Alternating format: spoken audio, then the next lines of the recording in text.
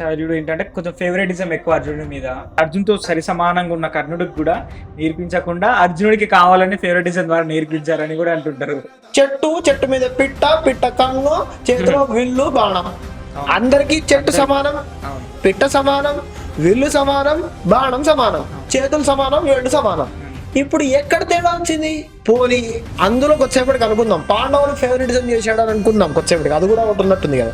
పాండవుల్లో కూడా అందరికీ పిట్టకన్ను కనిపించలేదే, అర్జునుడికి మాత్రమే కనిపించింది. మిగిలిన నలుగురు ఉన్నారు, ధర్మరాజు ఉన్నాడు, భీముడు ఉన్నాడు, నకులుడు ఉన్నాడు, సహదేవుడు ఉన్నాడు, వాళ్ళకి కనిపించలేదు. వాళ్ళ ఫోకస్ పాయింట్స్ వేరున్నాయి. అర్జునుడు ఏం చెప్పాడు? అది తప్ప ఇంకేమీ కనిపించట్లేదు అన్నాడు. కాబట్టి సహజంగానే గురువు అతనికి ఆ ఫోకస్ అక్కడ ఉంది కాబట్టి దానిలో గురువు అతన్ని ఎంకరేజ్ చేసాడు. అది ఫేవరెటిజం ఎలా అవుతుంది? గురువు ఎంకరేజ్ చేయడం ఫేవరెటిజం అని అన్నట్లయితే ప్రపంచం మొత్తంలో బ్రైట్ స్టూడెంట్స్ అందరూ ఫేవరెటిజం వల్ల పైకి వచ్చినట్టేనే.